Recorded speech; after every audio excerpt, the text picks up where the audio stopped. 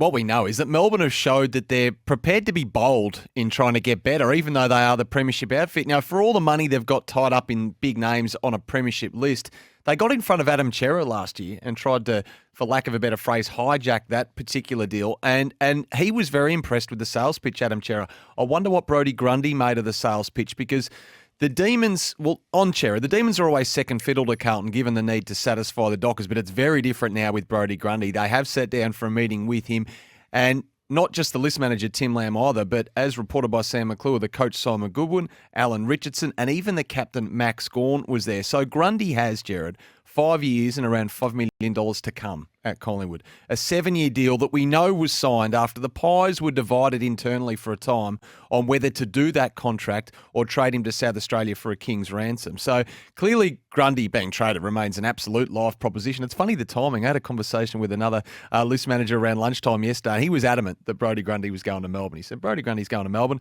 and then bang, this news emerges. And I think it's good business for both. I mean, I'd love your thoughts on this. The only way it happens for Melbourne is if Collingwood contribute to that 7-figure sum.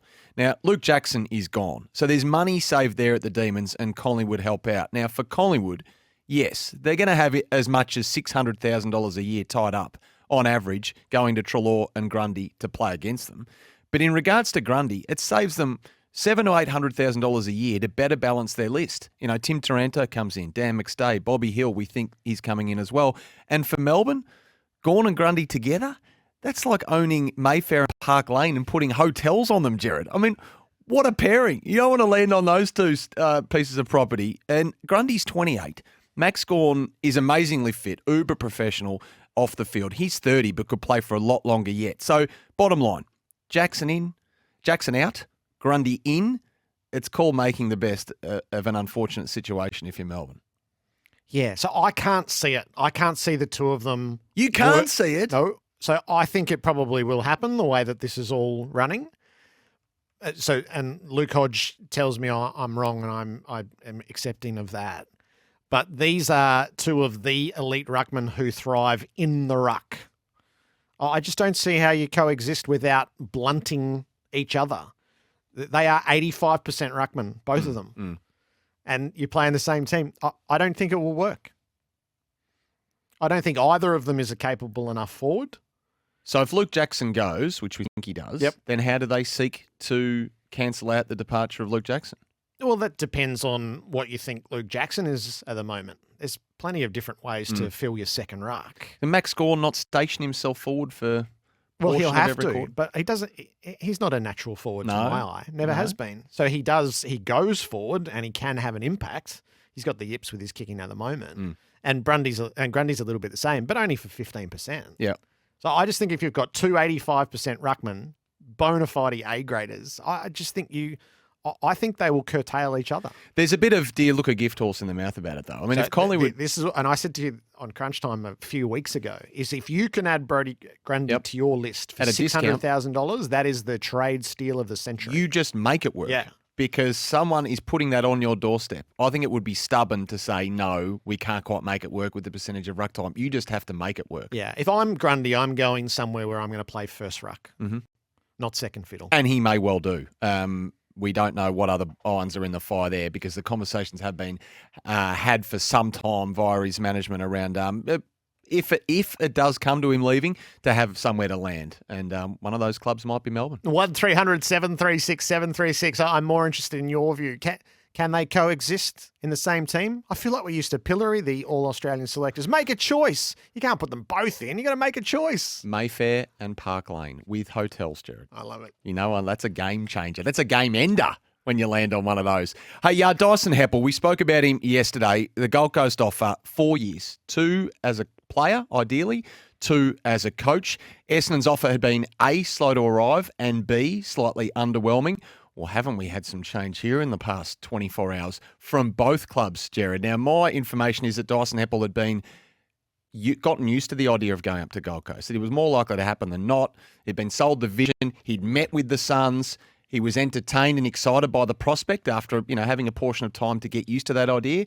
And now we've had a significant change. The Gold Coast, perhaps less enthusiastic than they were even 48 hours ago. Right. And now we've got Essendon more enthusiastic than they were 48 hours ago. So it's like the old pendulum's just swung up. And now all signs point to Dyson Heppel staying on an improved offer from Essendon. I love how this Get your happens head in around real that. time during the trade period.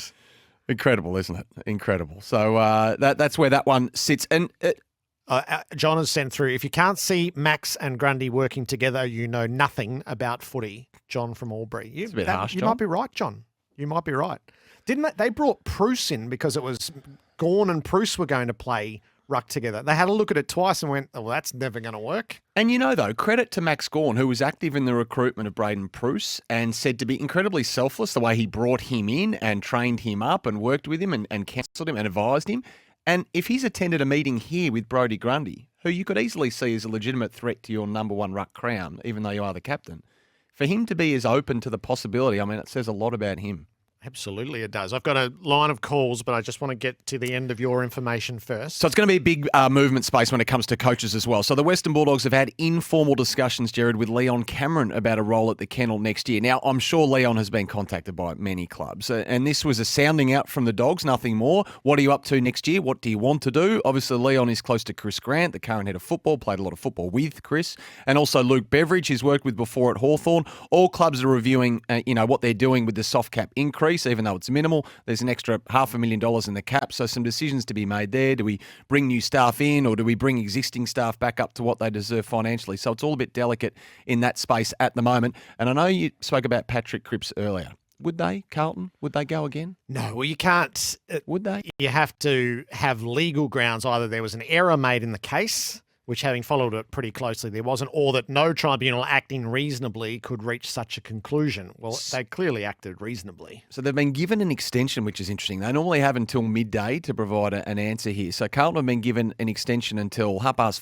5:45 this evening. Their lawyer, in this case Peter O'Farrell, is in court all day. So might come to nothing, but the AFL have given them an extension before they make up their mind. So the rationale, which was interesting reading, Cripps changed his shape prior to impact from simply attempting to gather the ball to a bumping position in which he was airborne.